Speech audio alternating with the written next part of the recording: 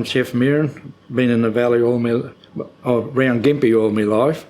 I was 50 when I left. Been in Amamoor 50 years when I left there, and been in Gympie ever since. So I've been around a while. I was 6 weeks old when I was born in Gympie.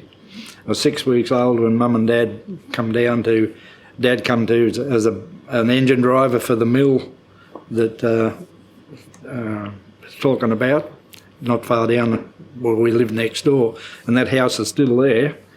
The house is still there, and I can tell you that house was painted with red ochre paint, and it's still on it. So that would be, 87 years ago, because I'm 87. Well, we used to go to dance to the Picture Theatre in Kandanga in the back of the milk truck, and we used to go dancing in the back of a truck as well. Cover over with a tarp. There was, in the winter time, there was always about 10 of us in the back. All school friends, yeah. We used to go all around the place, Belli and all around the place, yeah. Adrian's dad used to teach us in the Amamoor Hall, yeah.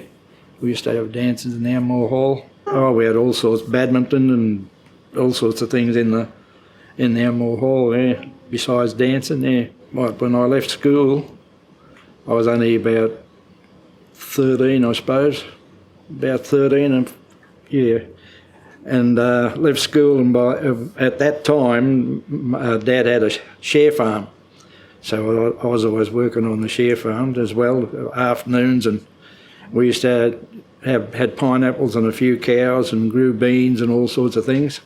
And I can still remember having Dad used to put X amount of kerosene in the lantern and put it on the table near the bed, and we'd do our homework there, and when we'd finish and the light would go out when the kerosene ran out. Oh, I did it all in bed. You just sit up in bed and do your homework in bed, yeah, with the light going on the side the house there. Yeah. Well, I used to do all the ploughing, horses then we got a tractor, and I used to drive that all the time, yeah.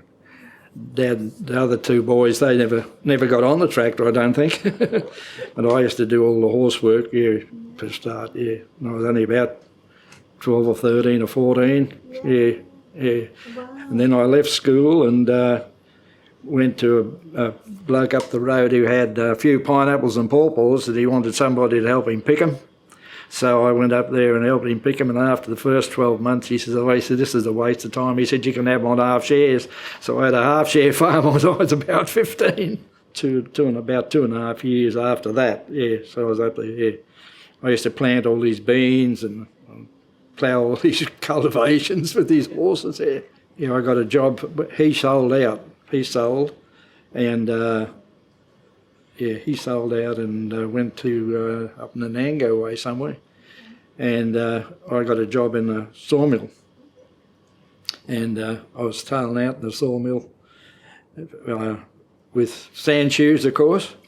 I only wore them till I wore out 2 pair of sand shoes, and never wore a pair after that. Bare feet. I've been in bare feet ever since. Kneesless, yeah. I was tailing out there, yeah. Yeah, they used to get up to some funny things. Nailing the other bloke's sand shoes to the thing, and nailing his panic to the tank stand and all this sort of caper. Yeah, we used to go on the old rattler of a Saturday morning to go to town for groceries and walk all the way down, yeah. Down and pick up your groceries and come back up, yeah. They used to run it Saturdays those days, yeah. Yeah, the old rattler's still there. Yeah, we used to take our pineapples down and put them on the train, yeah. And back in the early days, they used to grow cane just in the farm up above Adrian's place. They used to grow cane there, and they used to have a big gantry. They used to wind it up with a winch and swing it round and put it in the wagons, yeah. Then they loaded down, they had a manganese mine in actually Elmer's that had the farm. That's the Elmer's, Gordon Elmer's farm that had the barges. Yeah, but that barge, the first barge was built down in the paddock where we were, and then they took it to Tin Can, yeah, and then took it to Maryborough to be fitted out, and then my brother-in-law and myself and his his son, his lad, we were the first ones on it and went to Fraser Island. We were the first ones to go across Fraser Island. It was one Christmas time. But the funny part about it was the only fish that was caught by his son. That was a whiting. But we we had a bit of a tent, and that wasn't good enough. So the march flies used to get in. We couldn't get out of bed of a morning. We were only there 3 days. We couldn't get out of a morning, and most we got wait till they get on our body, and then we'd swipe. And when we got 6 was the best we got at once. I got a job in the sawmill. Then I went to national service in 54, and went back to Greenbank in 55 when the flood come to Gympie. And we come across from Traverson with a foot of water in a steam train, coming back to Gympie from Greenbank. I couldn't get home to Amamoor because the creek was all flooded, so I stayed with people in town here, and they had a truck, and we went round shifting people out of their houses that were getting flooded. So after that, the brother, he's not alive anymore. I'm not the last one. I've got a sister that's 70 next Monday. She lives in Bundaberg. There's only the 2 of us left now. But him, the youngest boy, and I, we had a half-share bean farm, and we used to had people working for us, doing all the picking. We used to just grow the beans, yeah. But that was after. Yeah, that was after I went to. Then I got a job from there down in. The younger brother got a job down in Hines in the Amamoor yard, and I finished up getting the job there, and I was there on the same bench for 20 years when they closed the mill down. Some went to the mill in Imble, but I didn't go. And I used to do weekend work, bits and pieces, and McKean had started a welding works up on Maroondah, where that's where the what's the name church is there now, up on top of up from the old school, yeah.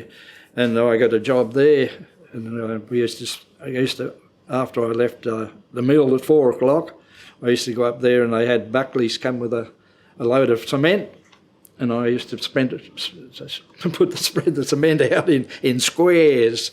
We do a square every couple of days, and we box up for the next one. Yeah. And then him and I and one other fella, we put the roof on. We built the whole thing over a period of time. Yeah, because he had a truck with a crane on, and I used to operate the crane, and they used to do the other work, climb around the roof. I can remember driving that. We had a steel wheel farm oil, and it was about a mile, I suppose, to school, and I used to drive it alongside the road up to the school, and we had one of those sides cutting to cut the grass, and I used to do cut the grass around the schoolyard. Yeah, I drove tractors all my life. I rolled one over once. Same tractor it was too. No, I didn't, but Dad did. He went to switch it off, or turn the kerosene off, and he got kerosene in his ear. Yeah, I drive there occasionally, and yeah, I had a look at the railway station a while back. Yeah. And that's the floods used to come up there too. Just across the rails there from where they are now, where the turntable is, they used to have drums of stuff there, and they floated away in floods there. And it also went under the railway line down near the bridge. And the reason being, they got a downpour up the creek, and it come down too quick. And where the bridge is over the creek there, Amamoor Creek railway bridge, is narrow, and it couldn't take all the water. And we walked down there, there's 2 brothers and myself, we walked down there to have a look. And the water was up here on the bridge, and it was down there on the bottom side because it couldn't get through. Too much water, yes. So it all built up and finished up running all the level of what it was on the top side of the bridge, and went under the railway line. Well, I can remember when I was working at the mill, we used to go out and strip the timber after we'd done the cut, and we used to go out and strip. And in the summertime, nearly every day, we'd have no shirt on, just a pair of shorts and an apron, stripping the timber in the rain. Storm, every 2 or 3 days there'd be a storm. Yeah. Actually, some of the stacks used to nearly fall over as they're drying from the sun on one side. The sun, you got to have them facing the sun the right way, otherwise you got to have them facing up and down the stack. If it's on the side, it'll dry that side first, and the other side will pull it over. So they'll twist and go all over the place. Get a shower of rain, and they're all right, back level again. And I can remember one time when I was there, the bloke who lived across the road, he hurt his arm, and he was driving the truck to bring the logs in, and he said, you want to go up and get some logs for us to keep the mill going? So after work on Saturday, I used to go and get a load of logs. No licence, of course. And this particular place we went, it was uphill, and then we went down a steep hill into the ramp, loaded up, and he said to me now, he said, you won't get up the hill. So he said, just stop there. And his brother had the horses, they used to sneak them with horses those days. He said, he'll hook the horses on, and then he'll tow you up the hill. So I flattened it at the bottom and got as far as I could get up the hill, put on the handbrake, sat there with my foot on the brake, brought the horses up, hooked on, and the horses pulled me up. I couldn't get the handbrake off.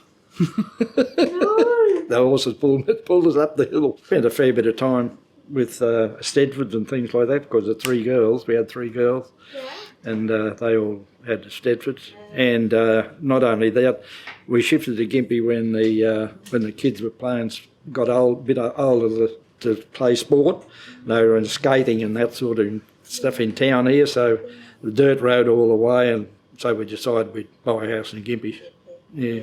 And amazing enough, it would have been 25 years I'd had the house, and I bought it for £800 and sold it for $34,000.